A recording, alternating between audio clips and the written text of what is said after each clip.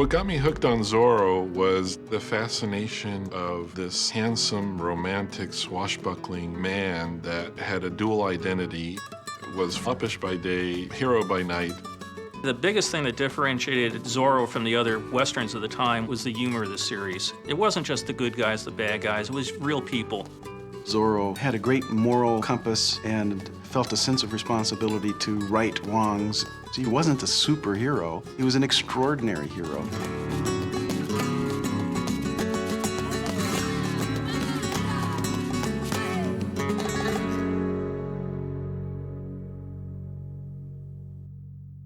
Zorro made his first appearance in a pulp magazine, All Story, in 1919, in a serial that went on for 5 issues called The Curse of Capistrano.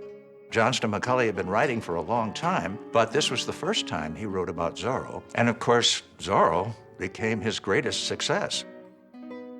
It was brought to Douglas Fairbanks Sr.'s attention. Now, he, of course, at that time was one of the, if not the biggest male star in pictures. So they did the film, and of course, he's marvelous in it. And he plays this Don Diego, who is this very weary young man who is constantly going like this. And then, of course, he changes into Zorro, where he's Mr. Leaping, Vaulting Everywhere. When it opened in 1920, the audience loved it, and it did great business. The Mark of Zorro was the title of Doug Fairbanks' movie, not The Curse of Capistrano. Now, when Johnston McCulley continues on, he's calling things Zorro. So when the book comes out, it's called The Mark of Zorro. And what it is really the transposition of the serialized version in All Story magazine to book form. Johnston McCulley had written a sequel, Return of Zorro. Then comes a series of serials that Republic does, and a couple of other features. Zorro's Fighting Legion holds up terrifically, and the action material is marvelous. Suddenly, Darryl Zanuck at 20th Century Fox thought, wait a minute, how about Tyrone Power in The Mark of Zorro? The Tyrone Power version turned out to be extraordinarily popular. A long time ago, there was a masked rider who rode the countryside. This was in old Spanish California, back in the days of high adventure and low, soft guitar. Disney originally thought of doing Zorro in 1952. They purchased the rights from Mitchell Gertz, who at that time was the agent for Johnston McCulley. Disney pitched his idea to the 2 networks, CBS and NBC. They wanted him to make a pilot. Disney felt as though he didn't need to make a pilot. He knew how to make films. So the negotiations between 3 were cut off. And it really wasn't until early 1957 that they began to work on it again. Zorro was the project at the studio in 1957. It's what everybody was involved in. Marvin Davis designed the sets.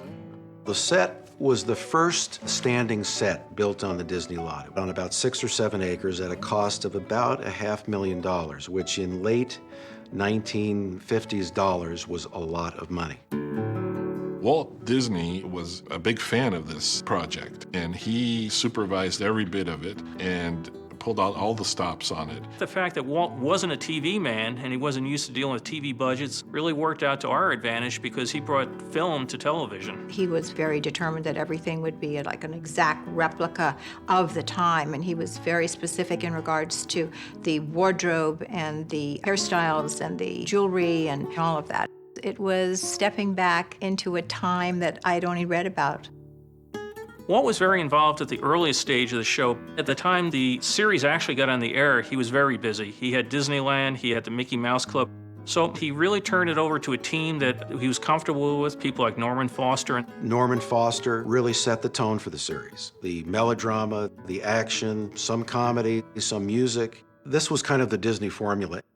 Disney loved to have all of these elements in his productions. Norman Foster was also instrumental in casting the show. Prior to Guy Williams, the public's last Zorro was Tyrone Power. Power was a good Zorro, but I always felt that Guy Williams was a little bit better Zorro. Next time, you may not be so lucky, Comandante. Foster helped make some changes with the Don Diego character. Don Diego! Well, Sergeant, what are you doing here at this hour? Don Diego was always played in the past as being a slightly effeminate character. Guy Williams said that he thought it would be tiresome for people to see that kind of character week after week.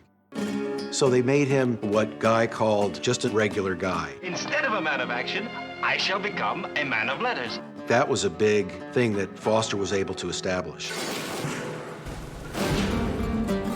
Walt Disney's dedication was to excellence, so the finished product to him was everything. Each episode of Zorro cost approximately $78,000, 39 episodes a season. And those were shot on a 5-day schedule, which was really extravagant for that period of time, and it really shows. It has a real film look to it. What impressed me the most about the show was the fact that the actors all worked together so well. They were a true ensemble, and so the whole air on the set was that of adventure and fun. The casting of Guy Williams was incredibly crucial to the success of the show. He really had a personality for that character. Guy Williams brought an incredible presence to the character. His broad smile and his dashing good looks. He had a great spirit that just comes across on the camera.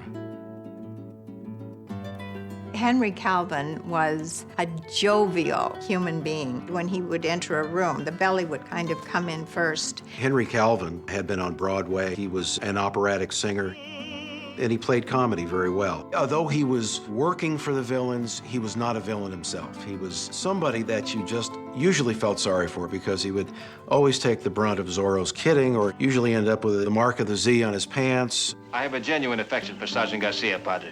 At heart, he's a good man. Gene Sheldon was originally a vaudeville actor and a clown and a mime. Gene Sheldon, who was Bernardo. The blind man went on, and you followed. They used to tease each other all the time. Guy Williams would say, you know, I should get your paycheck too because I have to do all your lines too.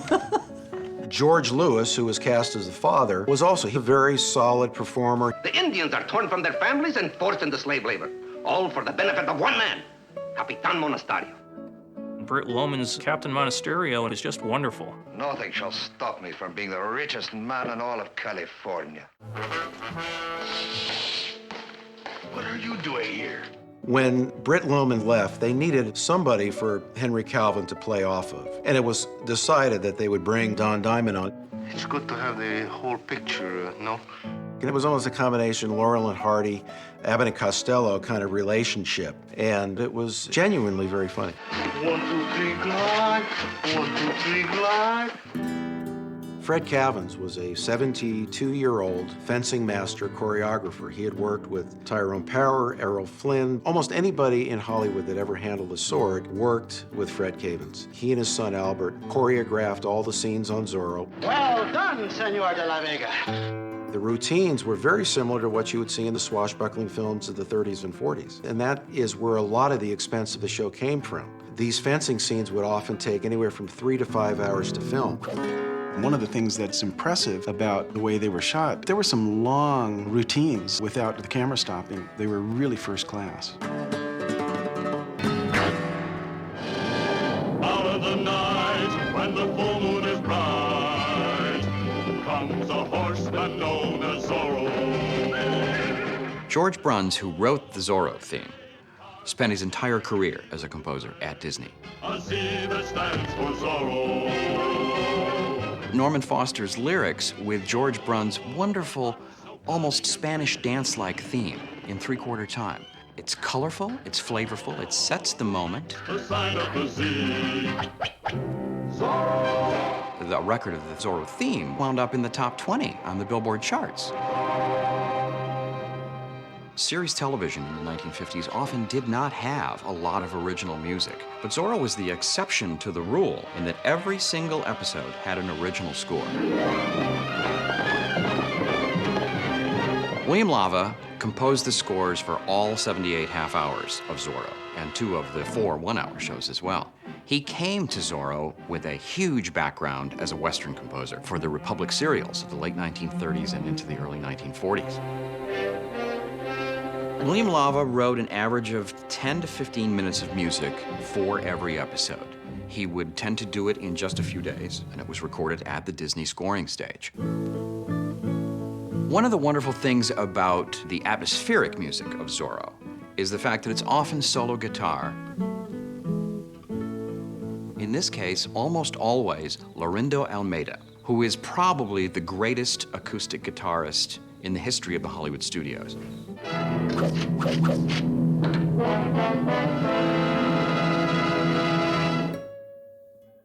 Zorro was a big win for ABC. The first season, Zorro was getting 38% of the audience. The second season was getting 40% of the audience. Zorro was slated to continue after the second season. Disney was thinking about color. He thought that this was the wave of the future, and ABC was really not involved in color at that time. They got into a long, protracted legal battle, eventually ending with the cancellation of Zorro, the Mickey Mouse Club. What about Zorro? Zorro? As a matter of fact, I don't think I should talk about him. You see, confidentially, Zorro won't be on the show. It was a real unfortunate situation. Here's one of the top-rated shows of all time, and it's pulled off and sits in limbo as the lawyers battle over it for the next year, trying to figure out whether ABC could do it without Walt or whether Walt could do it without ABC.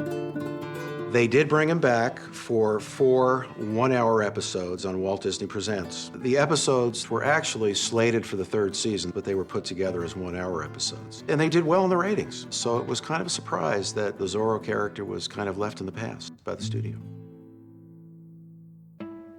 Even though Zorro was only on for 2 seasons, many think it was longer because it was one of the longest syndicated rerun series ever. It was a top-flight production, and it was so well made. There's comedy, there's action, there's drama. It's really something that everybody can enjoy. I think the biggest thing that Walt brought to the series was the warmth and the humanity of the characters involved, and I feel that came very much from Walt and his whole approach to story making. We need heroes. We need people with character, integrity, people who think of others first before they think of themselves. Zorro and Don Diego de la Vega were excellent role models for children and for adults on how to genuinely think of others less fortunate than you are.